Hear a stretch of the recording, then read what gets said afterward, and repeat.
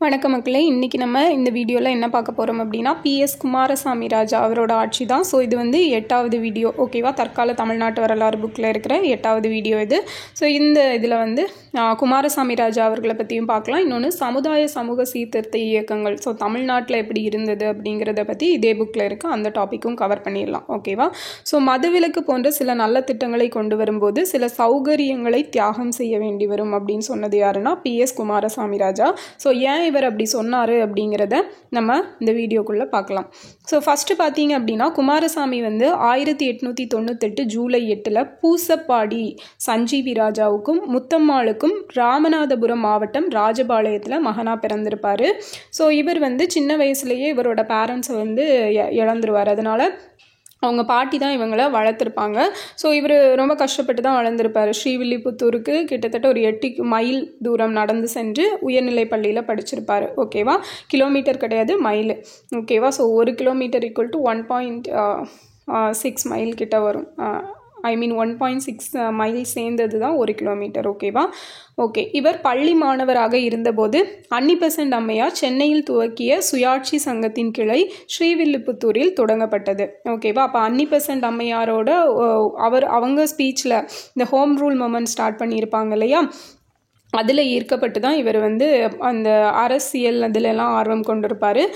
So இந்த ஆர்வம் வந்து அவரை ஹோம் ரூல் மூமெண்ட்டில் வந்து ஈடுபட வச்சுருக்கும், சுயாட்சி இயக்கம், தன்னாட்சி இயக்கத்தில் ஈடுபட வச்சுருக்கும்.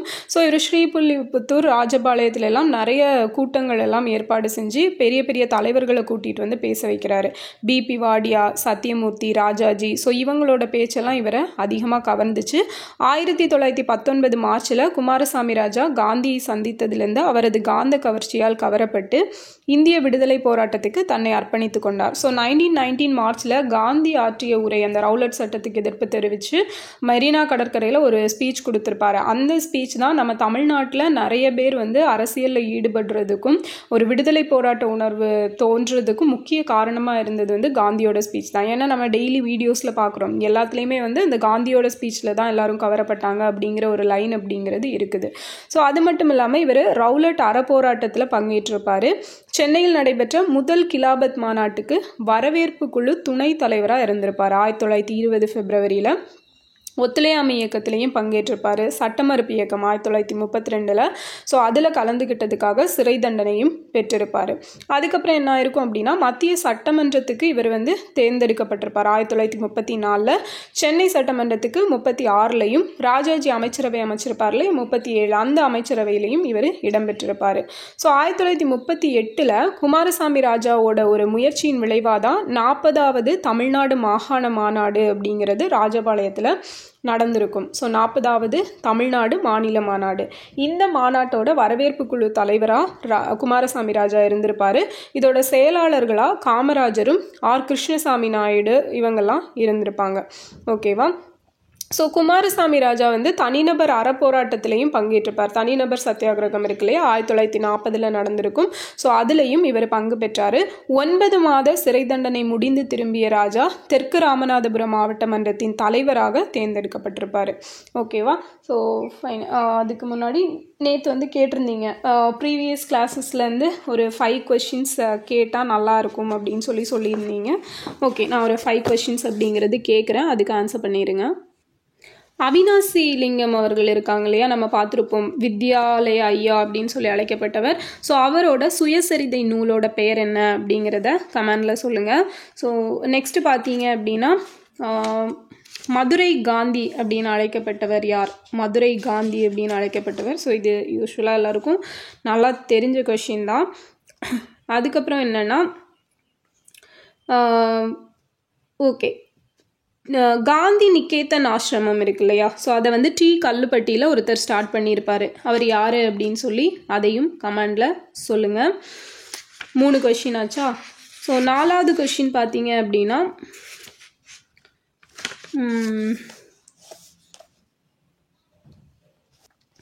ஆலய நுழைவு சட்டம் எந்த வருஷம் இயற்றப்பட்டிருக்கும், அந்த வருஷம் யார் வந்து சிஎம்மாக இருந்திருப்பாங்க அப்படிங்கிறது. அதே போல் 1947 நம்ம சுதந்திரம் அடைஞ்சப்ப நம்ம இங்கே சென்னை மாகாணத்துக்கு ஆளுநராக இருந்தவர் யார் அப்படிங்கிறதையும் கமெண்டில் சொல்லுங்கள், ஓகேவா? ஸோ இந்த 5 கொஷினுக்கும் ஆன்சர் பண்ணிடுங்க. ஃபைன். இப்போது இந்த வீடியோ கண்டினியூ பண்ணலாம். ஸோ குமாரசாமி ராஜா தனிநபர் சத்தியாகிரகத்தில் பங்கு பெற்றார்னு பார்த்தோம். அதுக்காக 9 மாத சிறை தண்டனை அப்படிங்கிறது அவருக்கு வழங்கப்பட்டுச்சு. ஓகேவா?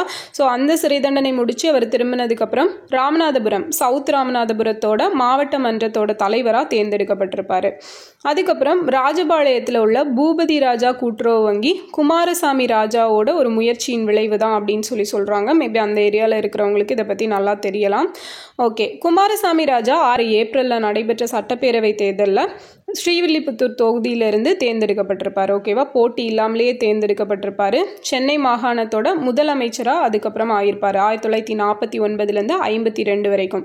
ஸோ ஆல்ரெடி நான் ப்ரீவியஸ் வீடியோஸில் சொன்ன மாதிரி நம்ம இந்தியா குடியரசு ஆனப்போ தமிழ்நாட்டோட சிஎம்மாக இருந்தது யார் அப்படின்னா குமாரசாமி ராஜா தான். ஸோ இவர் வந்து சிஎம்மாக இருந்திருப்பார்ல 52 வரைக்கும். ஸோ சிஎம்மாக இருந்ததுக்கு அப்புறம் ஒரிசாவோட ஆளுநராக இவரை நியமிக்கப்பட்டிருப்பாங்க. அப்போது ஒரிசாவின் ஆளுநராக நியமிக்கப்பட்ட நம்ம சென்னையோட முதலமைச்சர் யாருன்னு கேட்டால் குமாரசாமி ராஜா அப்படிங்கிறது தெரியணும். 54லேருந்து 56 வரைக்கும் இவர் இருந்திருப்பார். ஸோ இவர் வந்து தன்னோட சொத்தோட பெரும் பகுதியை மக்களோட சேவைக்கே வந்து பயன்படுத்தியிருப்பார்.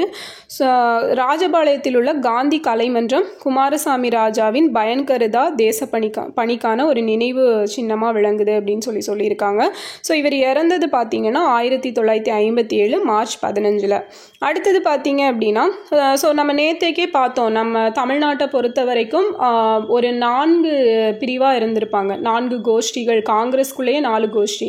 ஸோ ஒன்று வந்து காமராஜர் கோஷ்டி, ராஜாஜி கோஷ்டி, அதுக்கப்புறம் பிரகாசம் கோஷ்டி அப்படிங்கிறது ஆந்திரா ஏரியாவில். ஸோ அங்கே வந்து 2 கோஷ்டி இருந்திருப்பாங்க. அப்போ இந்த பூசப்பாடி சஞ்சீவி குமாரசாமி ராஜா 1949 ஏப்ரல் 6 சென்னை மாகாண முதலமைச்சராக பொறுப்பேற்றார். ஸோ இதை ஆல்ரெடி பார்த்துட்டோம். அப்போது இவர் வந்து முதலமைச்சரான அதே டைம்லையும் காங்கிரஸுக்கிடையே அந்த கோஷ்டி பூசல் அப்படிங்கிறது அதிகமாக இருந்துச்சு. ஸோ இவர் சிஎம் ஆகிறதுக்கு மெயின் ரீசனாக இருந்தது யாருன்னு பார்த்தீங்கன்னா காமராஜர் அவர்களோட ஒரு சப்போர்ட்டில் தான் இவர் வந்து சிஎம் ஆயிருப்பார். ஓகே, இவர் வந்து ரொம்பவே ஒரு நேர்மையான மனிதன். பட் கடைசியில் என்ன ஆயிருக்கும் அப்படின்னு பார்த்தீங்க அப்படின்னா காமராஜரோட பேச்சை கேட்டு செயல்படாமல் இருந்திருப்பார். ஓகேவா? அதுவே அவருக்கு ஒரு ட்ராபேக்காக இருந்திருக்கும்.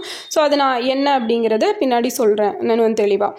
ஓகே, சென்னை மாகாணம் 1950 இந்தியா விடுதலை அடைஞ்சப்போ சென்னை ராஜதானி சென்னை மாகாணம் அப்படின்னு சொல்லி அழைக்கப்பட்டுச்சு. ஆக்சுவலாக குடியரசு அடைஞ்சப்போ அப்படின்னு சொல்லலாம். ஓகேவா? 1950 ஜனவரி 26. அப்போ இந்த டைமில் ஃபஸ்ட்டாக யூனிவர்சல் அடல்ட்ஸ் ஃப்ரான்ச்சைஸ் இல்லையா, யூனிவர்சல் சாப்ரைஜ் அப்படிங்கிற வயது வந்தோருக்கு வாக்குரிமை அப்படிங்கிற அடிப்படையில் தேர்தல்கள் எல்லாம் நடந்திருக்கும். 1951-52 பீரியடில் ஃபஸ்ட் எலெக்ஷன் அப்படிங்கிறது கண்டக்ட் பண்ணியிருப்பாங்க. சுதந்திர இந்தியாவோட முதல் எலெக்ஷன். ஸோ இந்திய குடியரசின் கீழ் தமிழ்நாட்டின் முதலமைச்சராக குமாரசாமி ராஜா இருந்திருப்பார். இதுக்கு முன்னாடி மாநில முதல்வர்கள் எல்லாம் பிரதமர் அப்படின்னு சொல்லி தான் அழைக்கப்பட்டிருக்காங்க. அதுக்கப்புறம் இவர் வந்து பொது விநியோக திட்டம், பப்ளிக் டிஸ்ட்ரிபியூஷன் சிஸ்டம் இதெல்லாம் வந்து சீரமைச்சிருப்பார். அரிசியை பயன்படுத்தாதவர்களுக்கு மைதா, ரவை, கோதுமை இதெல்லாம் கொடுக்கப்பட்டிருக்கும் அந்த ரேஷன் இதில். ஸோ அதுக்கு அதே மாதிரி விருந்துக்கு வருவோரின் எண்ணிக்கை வரம்பு நிர்ணயிக்கப்பட்டு அதற்கேற்ப ரேஷன் பொருட்கள் எல்லாம் கொடுக்கப்பட்டுச்சு. ஓகேவா? ஸோ இது ஒரு இம்பார்ட்டன்ட் பாயிண்ட் தான். அதுக்கப்புறம் உணவு உற்பத்தி பெருக்கம் அப்படின்னு எடுத்துட்டோம்னா வேளாண்மை திட்டங்கள் எல்லாம் அறிமுகப்படுத்தப்பட்டிருக்கும். ஏன்னா அந்த டைம் நம்ம குடியரசு ஆனதுக்கு அப்புறம் தான் ஃபஸ்ட்டு கவர்மெண்ட் ஃபார்ம் ஆகுது ஜவஹர்லால் நேரு தலைமையில். ஸோ அவங்க தான் என்ன பண்ணுவாங்க, திட்டக்குழு அப்படிங்கிறத ஃபார்ம் பண்ணுவாங்க. அதில் இருந்து நமக்கு 5 ஆண்டு திட்டங்கள் அப்படிங்கிறது கொண்டு வர ஆரம்பிக்கப்பட்டுச்சு. ஸோ முதல் 5 ஆண்டு திட்டம் அப்படின்னு எடுத்துட்டோம்னா அது வேளாண்மைக்கு தான் முக்கியத்துவம் கொடுத்துருக்கோம்.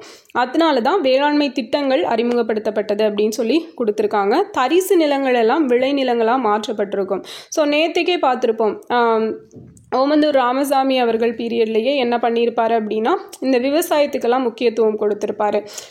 இந்த விளைநிலங்கள்லாம் தேவையில்லாமல் பில்டிங்ஸ் வந்து கட்டக்கூடாது, அந்த மாதிரியான ஒரு இதெல்லாம் கொண்டு வந்திருப்பாங்க. ஸோ இவருமே அதான் பண்ணியிருக்காரு. ஸோ ஏழை விவசாயிகளுக்கு நிலப்பட்டா வழங்கியிருப்பாங்க. விவசாய இடுபொருட்கள் எல்லாம் கிடைக்கத்தக்க ஏற்பாடுகளும் செய்யப்பட்டது. உரம் வந்து இலவசமாக கொடுத்துருக்குறாங்க. இந்த திட்டம் அனைத்தும் உணவு தன்னிறைவு நோக்கத்துடன் மேற்கொள்ளப்பட்டவையாகும். ஸோ இதோட மட்டும் இல்லாமல் விவசாய உற்பத்தி பெருக்க மற்றும் மீன்வள திட்டங்களும் நடைமுறைப்படுத்தப்பட்டதுன்னு சொல்லியிருக்காங்க. அடுத்தது ஜமீன்தாரி முறை ஒழிப்பு. ஸோ ஜமீன்தாரி முறை பிற்போக்கு நிலமானிய முறையோட ஒரு மீதி இதாக தான் இருந்திருக்கும். பெரிய பண்ணைகள் ஜனநாயக நாட்டில் வட்ட ஓட்டைகள் திணிக்கப்பட்ட சதுர கட்டையாக பொருந்தாமல் இருந்தன அப்படின்னு சொல்கிறாங்க. அதாவது ராமநாதபுரம், சிவகங்கை, வெங்கடகிரி, பொப்புலி, விஜயநகரம், ஸோ இந்த மாதிரியான ஏரியாலாம் ஃபுல் அண்ட் ஃபுல் வந்து ஒரு ஜமீன்தாரி முறை போக்கு காணப்பட்ட இடங்களாக இருந்துச்சு அப்படிங்கிறது தான் சொல்லியிருக்காங்க. ஸோ ஓமந்தூரார் ஆட்சியில் என்ன ஆகுது அப்படின்னா சென்னை மாகாண ஜமீன் ஒழிப்பு மசோதா அப்படிங்கிறது சட்டமாக்கப்படுது 1948. ஸோ இது ரொம்ப ரொம்ப முக்கியம் ஆனது. ஓகேவா? Okay, fine. அப்போது 1948 கொண்டு வரப்பட்ட இந்த மசோதா, ஜமீன்தாரி ஒழிப்பு மசோதா அப்படிங்கிறது ரொம்ப முக்கியம். ஆனால் இது வந்து நிறைய ரீசன்னால் செயல்படுத்தப்படாமல் இருந்துச்சுன்னு சொல்கிறாங்க. குமாரசாமி ராஜா பண்ணையாளர்களின் பலத்த எதிர்ப்புக்கிடையே இந்த சட்டத்தை நடைமுறைப்படுத்தியிருக்காரு. ஸோ இந்த அரசாங்கம் கையகப்படுத்திய நிலங்கள் சரியாக அளக்கப்பட்டு பட்டா மூலமாக நிலமற்ற விவசாயிகளுக்கு விநியோகம் செய்யப்பட்டன அப்படின்னு சொல்லியிருக்காங்க. அடுத்தது இனாம் கிராமங்கள். ஜமீன்தாரி முறையை அழிச்சா மட்டும் போதாது, அந்த முறைக்கு கீழே ஜமீன்தார்களின் கட்டுப்பாட்டில் இருந்த பல்லாயிரக்கணக்கான இனாம் கிராமங்கள் எல்லாமே அரசாங்கத்தின் கீழ் கொண்டு வரப்பட்டு விளைநிலம், தரிசு நிலம் அப்படின்னு சொல்லி கேட்டகரைஸ் பண்ணி அதை வந்து விநியோகிக்கணும் அப்படின்னு சொல்கிறாங்க. ஸோ இப்போ வந்து 20,000க்கும் மேற்பட்ட இனாம் கிராமங்கள் அடையாளம் காணப்பட்டு அளக்கப்பட்டு அது வந்து நிலமற்ற விவசாயிகளுக்கு வழங்குறதுக்கு ஏற்பாடுகள் எல்லாம் செய்யப்படுது. ஓகேவா? நெக்ஸ்ட்டு அரிஜன நலத்துறை. ஸோ இவருமே வந்து அரிஜன மக்களோட முன்னேற்றத்தில் ரொம்ப கவனம் செலுத்துகிறாரு. ஸோ அதுக்குன்னு சொல்லி ஒரு தனித்துறையை 1949 ஏப்ரல் 14 ஏற்படுத்துகிறாரு. அதுக்கான ஒரு தனி நிர்வாக இயக்குனரும் நியமிக்கப்படுறாரு.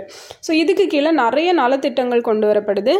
அந்த அரிஜன காலனிகள் ஏற்படுத்துதல், அவங்களுக்கு கூட்டுறவு சங்கங்கள், அப்புறம் வீட்டுமனை பட்டா வழங்குறது, விவசாய கடன் கொடுக்கறது, இலவச பத்திரப்பதிவு, இலவச மருத்துவ வசதி. ஸோ இந்த மாதிரி நிறைய விஷயங்கள் வந்து அந்த அரிஜன மக்களுக்காக ஸ்பெஷலாக இவர் பண்ணியிருக்காரு. அடுத்தது பூரண மதுவிலக்கு. ஸோ ராஜாஜி வந்து என்ன பண்ணியிருப்பார் அப்படின்னா சேலமில் இந்த பூரண மதுவிலக்கு அப்படிங்கிறத நடைமுறைப்படுத்தியிருப்பார், ஒரு பைலட் ப்ராஜெக்ட் மாதிரி. ஸோ அதில் வந்து வருவாய் இழப்பை ஈடு செய்ய தான் விற்பனை வரியெல்லாம் கொண்டு வந்திருப்பார். ஸ்கூல்ஸ் எல்லாம் க்ளோஸ் பண்ணியிருப்பார், எதுக்கு தேவையில்லாத செலவு அப்படின்னு சொல்லிட்டு. பட் இவர் என்ன பண்ணியிருப்பார் அப்படின்னா இந்த பூரண மதுவிலக்கு அப்படிங்கிறத தமிழ்நாடு ஃபுல்லாகவே கொண்டு வந்திருப்பார். அதனால ஏற்பட்ட பெரிய வருவாய் இழப்பு அதையெல்லாம் வந்து கவனத்தில் அதெல்லாம் பெருசாக எடுத்திருக்க மாட்டார். ஸோ மக்கள் நல்லா இருந்தால் போதும், அவங்களோட ஃபேமிலி நல்லா இருக்கணும் அப்படிங்கிற ஒரு விஷயத்தை மட்டும் அவர் முன்ன வச்சு எல்லாத்தையும் செஞ்சுருப்பார். ஓகேவா? அடுத்தது முன்மாதிரி முதலமைச்சர். இந்த பூரண மதுவிலக்கு திட்டத்துக்கு கீழே கள், சாராயம், மேல்நாட்டு மது வகைகள் எல்லாத்துக்குமே வந்து தடை விதிக்கப்பட்டுச்சு. பரம்பரையாக கள் இறக்கும் தொழிலில் ஈடுபட்டிருப்பாங்க இல்லையா, அவங்களுக்கு வந்து மாற்று தொழில் தொடங்க அதுக்கும் ஹெல்ப் பண்ணாங்க. அதுக்கப்புறம் இந்த குடிக்கிறதுக்காக செலவிட்ட பணத்தை எல்லாம் சேமித்து வைக்கிறதுக்காக சிறு சேமிப்பு திட்டம் அப்படிங்கிறத அதுக்கு ஆல்டர்னேட்டாக இப்போ எல்லாத்தையும் க்ளோஸ் பண்ணியாச்சு, அப்போ அந்த அமௌண்ட் அப்படிங்கிறத தேவையில்லாமல் செலவழிச்சிடக்கூடாதுல்ல, அதனால் சிறு சேமிப்பு அப்படிங்கிற ஒரு திட்டத்தை வந்து தொடங்குறாங்க. அதே போல் குடிப்பழக்கத்துக்கு அடிமையானோர் புதுவாழ்வு பெற மறுவாழ்வு திட்டங்கள் அப்படிங்கிறதும் நடைமுறைப்படுத்தப்படுது. வேலைவாய்ப்பு திட்டங்கள் இது எல்லாமே ஸ்டார்ட் பண்ணுறாரு. அடுத்தது கல்விக் கொள்கை. ஸோ இவரோட பீரியடில் மும்மொழி திட்டத்தில் இருந்து ஒரு சின்ன மாற்றம், மும்மொழி திட்டம் வச்சு சின்ன மாற்றம் செஞ்சுருந்தார். என்னன்னு பார்த்தீங்க அப்படின்னா ஃபஸ்ட்டு லாங்குவேஜ் அப்படிங்கிறது தாய்மொழி தான். செகண்ட் ஸ்டாண்டர்டில் இருந்து இங்கிலீஷ் வந்து செகண்ட் லாங்குவேஜாக இருந்தது. தேர்ட் லாங்குவேஜாக ஹிந்தி அப்படிங்கிறது கற்பிக்கப்பட்டுச்சு. அடுத்தது ஆசிரியர் பயிற்சி கூடங்கள் தொடங்கினாங்க. கிராமத்துக்கு ஒரு பள்ளி அப்படிங்கிறது முதல்வரோட ஒரு முக்கியமான குறிக்கோளாக இருக்குது. ஸோ இந்த மாதிரி நிறைய கல்விக்காகவும் சீர்திருத்த திட்டங்கள் எல்லாம் ஆரம்பிக்கப்படுது. அடுத்தது கிராம வளர்ச்சிக்காக கிராம புனரமைப்பு திட்டங்கள், மாதிரி கிராமங்கள் உருவாக்கப்பட்டது. பஞ்சாயத்து கூட்டுறவு சங்கம், பள்ளிக்கூடம், இந்த மாதிரி எல்லாத்தையுமே வந்து கொண்டு வராங்க. அடுத்தது இவரோட பீரியடில் இவர் சிஎம்மாக இருக்கப்போ தான் வந்து அந்த ஆட்சித்துறை நிர்வாகத்துறை அப்படிங்கிறது நீதித்துறையிலேருந்து பிரிக்கப்பட்டிருக்கும். ஓகேவா? ஸோ நிர்வாகத்துறை நீதித்துறையிலேருந்து பிரிக்கப்பட்டது எந்த ஆர்டிக்கல் அப்படிங்கிறது கமெண்டில் சொல்லுங்கள். அண்டு முப்பெரும் அரசாங்கங்களாக இருந்தது, இப்போ வரைக்கும் அப்படி தான் இருக்கு இல்லையா? ஸோ நம்ம பார்ப்போம், எக்ஸிக்யூட்டிவ், லெஜிஸ்லேட்டிவ் அண்ட் ஜுடிஷியரி அப்படின்னு சொல்லி 3ஆக பிரிச்சிருப்பாங்க. ஆட்சித்துறை, சட்டத்துறை, நீதித்துறை. ஸோ 1949 அக்டோபர் 2 நீதித்துறை ஆட்சித்துறையிலிருந்து பிரிக்கப்படுது. ஸோ இந்த டேட் வந்து ரொம்ப முக்கியமானது தான். அக்டோபர் 2 ஞாபகம் வச்சுக்கோங்க, காந்தியோட பிறந்த தினம். 1949 அப்படிங்கிறது குமாரசாமி ராஜா அவர்களோட பீரியட். ஸோ அதை ஞாபகம் வச்சுக்கலாம். அதுக்கப்புறம் இவர் வந்து ஊழல் ஒழிக்கிறதுக்காக ரொம்பவே பாடுபட்டிருப்பார். அதுவே வந்து அவருக்கு வந்து ஒரு பெரிய யாருமே சப்போர்ட் பண்ணாமல் இருந்திருப்பாங்க. ஊழல் தடுப்பு கமிட்டிகள் எல்லாம் நியமிச்சிருப்பார். ஸோ இந்த மாதிரி விஷயங்கள் பண்ணியிருப்பார். நெக்ஸ்ட்டு பார்த்தோம் அப்படின்னா திமுக. ஸோ 1949 செப்டம்பர் 17 திமுக அப்படிங்கிறத அண்ணாதுரை அவர்கள் வந்து ஸ்டார்ட் பண்ணுறாரு இல்லையா. ஸோ முதலமைச்சர் குமாரசாமி ராஜா திமுகவின் புயல் பிரச்சாரத்தினாலும் திராவிட கொள்கையாலும் கவலை கொள்கிறார். ஏன்னா இவங்களுக்கு ஆப்போசிட்டாக இருக்கு இல்லையா, அதனால்.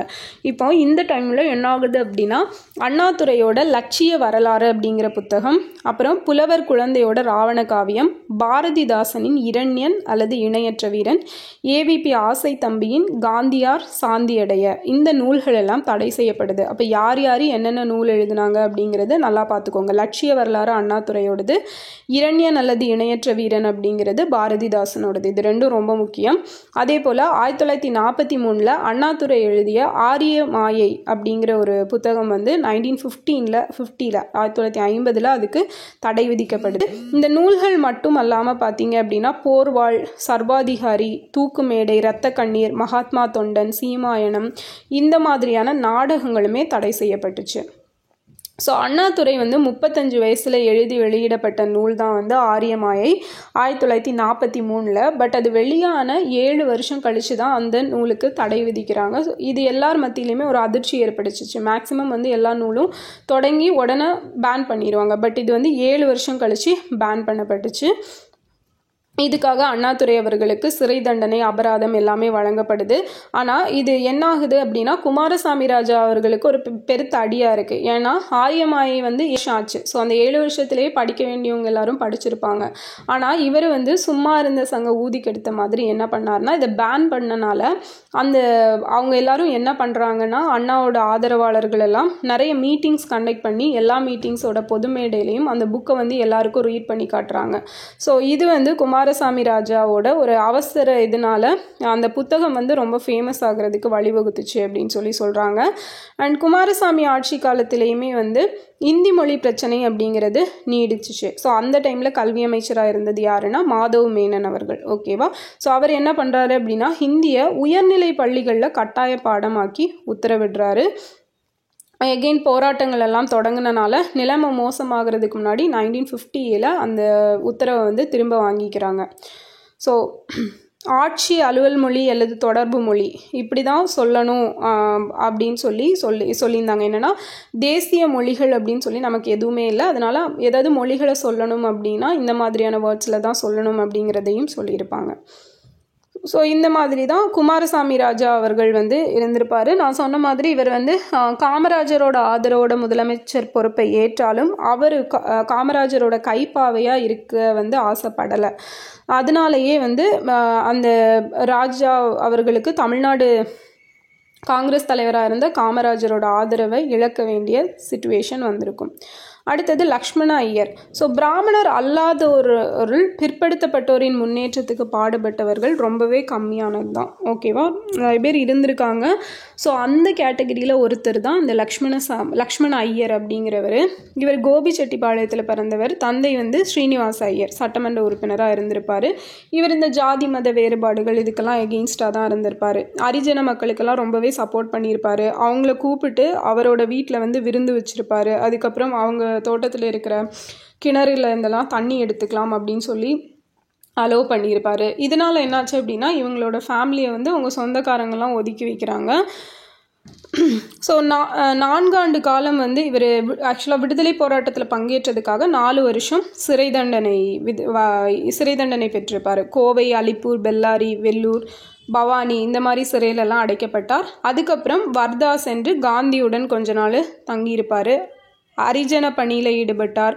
துப்புரவு தொழிலாளர்களுக்கு ஊருக்குள்ளேயே குடியிருப்புகள் எல்லாம் கட்டி கொடுத்தாரு. ஓகேவா? ஸோ இவரோட பீரியடில் தான் இந்தியாவில் ஃபஸ்ட்டாக கோபிச்செட்டிப்பாளையத்தில் மனித கழிவை மனிதன் சுமக்கும் மனிதாபிமானமற்ற முறை அப்படிங்கிறது முற்றிலுமாக ஒழிக்கப்பட்டதுன்னு சொல்கிறாங்க. ஸோ இந்த பாயிண்ட் வந்து ரொம்ப முக்கியமானது. ஓகேவா? அதே போல் தலித்து நரிக்குறவர்களுக்கெல்லாம் விடுதிகளை கட்டி கொடுத்துருப்பாரு. கோபிச்செட்டிப்பாளையத்தில் தோற்றுவித்த தக்கர் பாபா வித்யாலயம், பால்வாடி, வைரவிழா மேல்நிலைப்பள்ளி, சாரதா வித்யாலயம், ஸோ எல்லாமே வந்து இவரோட கல்வி தொண்டுக்கு ஒரு அடையாளமாக இருந்துச்சுன்னு சொல்கிறாங்க. கோபியோட நகர்மன்ற தலைவராகவும் இவர் இருந்திருக்காரு. ஸோ இவர் எப்போ இறந்துருப்பாருன்னா 2011 ஜனவரி 2 தான் இவர் வந்து இறந்தது. ஓகே, ஸோ இதான் வந்து குமாரசாமி ராஜா அண்ட் லக்ஷ்மண ஐயர் 2 பேரை பற்றி இந்த வீடியோவில் பார்த்துருக்கோம். நெக்ஸ்ட் வந்து சொன்ன மாதிரி சமூக சமய சீர்திருத்த இயக்கங்கள் அதை வந்து பார்த்துடலாம் இந்த வீடியோவில். ஓகேவா? ஒரு 7 பேஜ் தான் இருக்கும். ஸோ அதையும் இதில் கவர் பண்ணிடலாம். ஓகே, இப்போ வந்து சமய சீர்திருத்த இயக்கம் 19ஆம் நூற்றாண்டு பாரம்பரிய பண்பாட்டுக்கு எதிரான லட்சிய கலாச்சார போராட்டத்துக்கு சாட்சியாக இருந்தது அப்படின்னு சொல்லி இந்த சமய சீர்திருத்த இயக்கம் பற்றி பிபின் சந்திரா வந்து சொல்லியிருக்காரு. ஸோ ஃபஸ்ட்டு எடுத்துட்டோன்னா பத்திரிகை பணி தான். அந்த டைமில் வந்து மக்கள்கிட்ட எல்லா கருத்தும் போய் சேர்றதுக்கு முக்கிய காரணமாக இருந்தது எதுனா இந்த நியூஸ் பேப்பர்ஸ் தான். ஸோ அதன் மூலமாக தான் மக்கள் எல்லா இதை சேர்ந்த மக்களுக்குமே அந்த விடுதலை உணர்வு அப்படிங்கிறத தூண்டியிருப்பாங்க. அப்போ 19ஆம் நூற்றாண்டின் கடைசி பகுதியில் தமிழ்நாட்டின் கல்வி தகுதியுடைய செல்வாக்கு பெற்ற சிலர் ஹிந்து மதத்தை மீட்க முற்பட்டாங்க. ஹிந்து சமய பிரச்சாரகர்களின் பிரச்சாரத்தாலும் மதமாற்ற முயற்சியாலும் தூண்டப்பட்ட இவர்கள் ஹிந்து மதத்தின் பெயரால் எதிர்ப்பு குரல் கொடுக்க துவங்கினர். ஓகேவா? 1833 கர்நாடிக் குரானிக்கல் அப்படிங்கிற ஒரு ஆங்கில பத்திரிகை ஸ்டார்ட் பண்ணுறாங்க. 1840 நேட்டிவ் இன்டர்பிரிட்டர் அப்படிங்கிற ஒரு பத்திரிகை ஸ்டார்ட் பண்ணப்படுது. ஸோ இந்த பத்திரிகைகளெல்லாம் யூஸ்வலாக நார்மலான கருத்துக்களை தான் சொன்னாங்களே அன்றி சர்ச்சைக்குரிய பிரச்சனைகளை பற்றியெல்லாம் பேசலைன்னு சொல்லி சொல்கிறாங்க. ஸோ இந்த டைமில் தான் கஜுலு லக்ஷ்மி நரசு நமக்கு தெரியும் இல்லையா, அவர் வந்து 1844 அக்டோபரில் நேட்டிவ் இன்டர்பிரிட்டர்னு ஒரு பத்திரிகை பார்த்தோம்ல, ஸோ அதை விலைக்கு வாங்கி கிரசன்ட் அப்படிங்கிற பெயரை அதுக்கு வைக்கிறாரு. ஸோ இந்து மதம் சார்பாக அந்த சமயத்தின் அருமை பெருமைகளில் அந்த கிரசன்ட் பத்திரிகையில் அவர் எழுத ஆரம்பிக்கிறாரு. அடுத்தது இந்து முன்னேற்ற மேம்பாட்டு சங்கம் அப்படிங்கிறது 1852 நவம்பர் மாதம் ஸ்ரீனிவாச பிள்ளை அப்படிங்கிறவரால் உருவாக்கப்படுது. இந்து முன்னேற்ற மேம்பாட்டு சங்கம் 1852 ஸ்ரீனிவாச பிள்ளை. ஸோ இந்த 1852 February 26 தான் நமக்கு சென்னை வாழ் மக்கள் சங்கம் அப்படிங்கிறது தொடங்கப்படும், மெட்ராஸ் நேட்டிவ் அசோசியேஷன். ஸோ அதே டைமில் தான் இந்த இந்து முன்னேற்ற மேம்பாட்டு சங்கமும் தொடங்கப்படுது. இதில் 3 முக்கிய சமுதாய சீர்திருத்தங்களை பற்றி சொல்கிறாங்க. என்னெல்லாம் அப்படின்னா பெண் கல்வி, விதவை மறுமணம், ஒடுக்கப்பட்ட மக்களோட வாழ்க்கை மேம்பாடு, இந்த 3 விஷயங்களையும் பேசுகிறாங்க. ஸ்ரீனிவாச பிள்ளை அறநிலையங்களை நடத்தி வர்றாரு. ஓகே, ஸோ தமிழ்நாட்டில் முதல் முறையாக மக்கள் முன்னேற்றத்துக்காக அமைப்பு ரீதியான சீர்திருத்த முயற்சி அப்படிங்கிறது இதன் மூலமாக மேற்கொள்ளப்படுது. அடுத்தது 1853 ஜூலை மாதம் வெங்கடராயுலு அப்படிங்கிற ஒரு சமூக சீர்திருத்தவாதி உதயசூரியன் அப்படிங்கிற பெயரில் ஒரு பத்திரிகை தொடங்குறாரு. ஸோ இப்போ இருக்க உதயசூரியனில் இது வேறு உதயசூரியன் பத்திரிகை. ஓகே, வெங்கடராயுலு 1853 ஜூலை. ஸோ அதில் அவர் வந்து சோஷியல் இஷ்யூஸ், சமுதாய பிரச்சனைகளை பற்றியெல்லாம் பேச ஆரம்பிக்கிறாரு. குறிப்பாக சீர்திருத்த செயல் திட்டங்களுக்கு உதயசூரியனில் முன்னுரிமை, முக்கியத்துவம் இதெல்லாம் கொடுக்கப்படுது. தாழ்த்தப்பட்ட குழந்தைகளுக்கு பள்ளிகளை துவக்கல், தேவையுள்ளோருக்கு உதவித்தொகை கொடுக்கறது, விதவை மறுமண சட்டம் நிறைவேற்றப்படுவதற்கு வற்புறுத்தல், இந்துக்களுக்குன்னு சொல்லி ஸ்பெஷலாக படிப்பகங்கள், சென்னையில் ஒரு இந்து விவாத சங்கம் துவக்கல், இந்த மாதிரியெல்லாம் செய்கிறாங்க. சில புரட்சிகரமான திட்டங்களையும் நிறைவேற்றுறாங்க. ஸோ இவர் இந்த வெங்கடராயுலு அப்படிங்கிறவர் 1863 வந்து இறந்துடுறாரு. ஸோ இவர் தான் வந்து நம்ம சமுதாயத்தில் பின்னர் வந்த சுயமரியாதை இயக்கங்களுக்கெல்லாம் ஒரு முன்னோடியாக இருந்தார் அப்படின்னு சொல்லலாம். வெங்கடராயுலு, இவரை மறக்கக்கூடாது. அடுத்தது பிரம்ம சமாஜம் 1864. ஆக்சுவலாக ராஜாராம் மோகன் ராய் என்ன பண்ணியிருப்பார், அங்கே வங்காளத்தில் வந்து பிரம்ம சமாஜம் அப்படிங்கிறத 1828 ஆகஸ்ட் 20 கல்கத்தாவில் வந்து ஸ்டார்ட் பண்ணுறாரு. ஸோ இதை அவங்களோட செய்தித்தாள் அதெல்லாம் பார்த்துட்டு நம்ம தமிழ்நாட்டை சேர்ந்த ஸ்ரீதரலு நாயுடு அப்படிங்கிறவர் தன்னோட சொத்தெல்லாம் விற்றுட்டு கல்கத்தா போகிறாரு. அங்கே போய் ஒரு வருஷம் தங்கி இருந்து அந்த பிரம்ம சமாஜத்தோட செயல்பாடுகள் எல்லாம் பார்க்குறாரு. அப்புறம் வங்க மொழி சமஸ்கிருதத்தையும் அங்கேருந்தே படிச்சுக்கிறாரு. அதுக்கப்புறம் பிரம்ம சமாஜத்தை பற்றி ஒரு பர்ஃபெக்ட் வியூ அவருக்கு கிடைச்சதும் சென்னை வந்துட்டு இங்கே புதிய புரட்சிகரமான சமுதாய சமய சீர்திருத்த கருத்துக்கள் எல்லாம் மக்களிடையே பிரச்சாரம் பண்ணுறாரு. ஸோ 1864 சென்னை வந்த பிரபல பிரம்ம சமாஜ பிரமுகரான கேசவ் சந்திரசன் பல இடங்களுக்கு பயணம் செய்து சொற்பொழிவாற்றினார். இந்து சமய தலைவர்களோட உரையாடுறாரு. இதனால் இந்துக்களுக்கிடையே ஒரு விழிப்புணர்வு ஏற்பட்டுச்சுன்னு சொல்கிறாங்க. பிரம்ம சமாஜத்தோட குறிக்கோள்களை நிறைவேற்ற எல்லாரும் முன்வர்றாங்க. அப்போது கேசவ் சந்திரசன் என்ன பண்ணுறாரு, பிரம்ம சமாஜத்தோட அடிப்படை கொள்கையில் ஒன்றான உருவ வழிபாட்டை உதறி தள்ள வேண்டும் அப்படிங்கிற ஒரு சீர்திருத்தத்தை பற்றி சொல்கிறாரு. பட் அந்த இது வந்து தமிழ்நாட்டில் இருந்த மக்களுக்கு எகெயின்ஸ்டாக இருந்தனால தமிழ்நாட்டில் பெருசாக இந்த சமாஜம் வந்து பரவலை அப்படின்னு சொல்லப்படுது.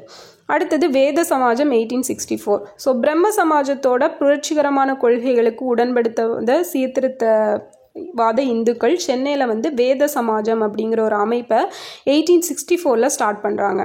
இது வந்து பிரம்ம சமாஜத்தோட ஒரு புதுப்பிக்கப்பட்ட வடிவம் தான், ஒரு அப்டேட்டட் வேர்ஷன் சொல்லலாம். இந்து மத வட்டத்துக்குள் இருந்து கொண்டே பிரம்ம சமாஜத்தின் மிதவாத கொள்கைகளை செயல்படுத்த முனைந்தது. அதாவது வேத சமாஜம் பிரம்ம சமாஜத்துக்கும் ஹிந்து மதத்துக்கும் இடையே ஒரு சமரச மார்க்கத்தை உருவாக்கணும் அப்படின்னு ட்ரை பண்ணுறாங்க. ஸோ இதோட செயல் திட்டங்கள்னு பார்த்தோன்னா ஸ்ரீதரலு நாயுடு தான் வேத சமாஜத்துக்கு பொறுப்பேற்று பிரம்ம சமாஜத்தோட அடிப்படை கோட்பாடு திட்டங்கள் இதெல்லாம் வந்து நடைமுறைப்படுத்த ட்ரை பண்ணுறாரு. அப்போ இவரோட தலைமையில் பல புரட்சிகரமான நடவடிக்கைகள் எல்லாம் நடத்தப்படுது. என்னென்னா பிரம்மோ திருமண சட்டம் நிறைவேற்றப்பட வேண்டும் அப்படின்னு சொல்லி இந்திய வைஸ்ராய்க்கு ஒரு விண்ணப்பம் அனுப்புகிறாங்க. தென்னிந்தியாலேயே முதல் சடங்குகள் இல்லாத திருமணம் அப்படிங்கிறது நடத்தி வைக்கப்படுது 1871. ஸோ இந்த பாயிண்ட்டு ரொம்ப முக்கியம், அந்த இயரும் ரொம்ப முக்கியம். தென்னிந்தியாவில் பல இடங்களில் வேத சமாஜத்தின் கிளைகள் அப்படிங்கிறது தொடங்கப்படுது. பிரம்ம சமாஜத்தோட இலக்கியம் வந்து தமிழ், தெலுங்கு அந்த மொழிகள்லையும் டிரான்ஸ்லேட் பண்ணப்படுது. ஸோ செல்வாக்கு இழந்திருந்த பத்திரிகையான தத்துவ போதினி இது வந்து தமிழில் புதுப்பிக்கப்படுது. ஸோ தத்துவ போதினி பத்திரிகை வந்து தேவேந்திரநாத் தாகூரோடது. அதே மாதிரி இந்தியன் மிரரும் தொடங்கப்படுது. இந்தியன் மிரரும் தேவேந்திரநாத் தாகூர் தான். ஸோ விக்கிரக வழிபாடு கூடாது, சமய சடங்குகள் தவித்தல், இந்த மாதிரி பிரச்சாரங்கள் எல்லாம் பண்ணப்படுது. இந்த சமயத்தில் தான் பிரம்ம தீபிகை அப்படிங்கிற ஒரு மாத இதழை ஸ்ரீதரலு நாயுடு வந்து வெளியிடுறாரு, பிரம்ம தீபிகை. ஸோ அது மட்டும் இல்லாமல் டம்பாச்சாரி விலாசம், பிரம்ம தீபிகை அப்படிங்கிற 2 நாடகங்களும் அவர் வெளியிடுறாரு. ஓகேவா? ஸோ இந்த ஸ்ரீதரலு நாயுடு 1874 இயற்கை எழுதிட்டார். அடுத்தது புரட்சி பிராமணர் துரைசாமி ஐயங்கார் அப்படிங்கிறவர் தான் ஸ்ரீதரலு நாயுடுவோட வரமாக செயல்பட்டவர். ஸோ இவர் வந்து நாயுடுவோட முற்போக்கு கருத்துக்கும் நடவடிக்கைகளுக்கெல்லாம் ஆதரவு கொடுத்துருப்பார். புரசைவாக்கத்தில் ஒரு பிரான்ச் இருக்கும், அந்த பிரான்ச்சுக்கு இந்த துரைசாமி ஐயங்கார் தான் தலைமை வச்சார். சமாஜத்தோட ஒரே தமிழ்நாட்டு பிராமணர் அப்படின்னா இந்த துரைசாமி ஐயங்கார் தான். இவர் வந்து ரொம்பவே சிறந்த மேடை பேச்சாளர், எழுத்தாளர், துதிப்பாடல்கள் எல்லாம் இயற்றியிருப்பார். தத்துவ போதினியோட பதிப்பாசிரியர். இதுக்கு எல்லாத்துக்கும் மேலே தன்னோட பூநூலை கலட்டி எறிஞ்சிருப்பார். ஓகேவா?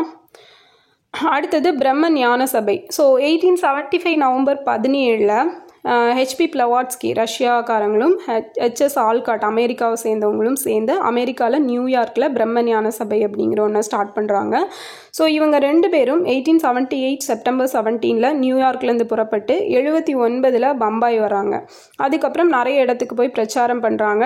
இந்த டைமில் 1881 அக்டோபரில் தான் திருநெல்வேலி, தூத்துக்குடி இந்த பகுதிகளுக்கெல்லாம் வந்தாங்க. ஸோ இந்த பக்கம் வந்தப்போ ஹிந்து சமய தலைவர்கள் இவங்களுக்கு ரொம்பவே சிறப்பான வரவேற்பு கொடுத்தாங்க. கிறிஸ்டியன்ஸ் வந்து எதிர்க்கிறாங்க.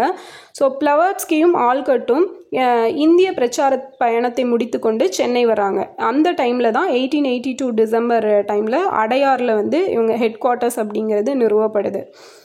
சபையோட வளர்ச்சி அப்படின்னு பார்த்தோன்னா பிளவாட்ஸ்கி அம்மையாரும் ஆல்காட்டும் சபை உறுப்பினர்களின் எண்ணிக்கையை அதிகரித்து அதன் நடவடிக்கையை விரிவுபடுத்துவதில் ரொம்பவே தீவிரமாக இருந்தாங்க.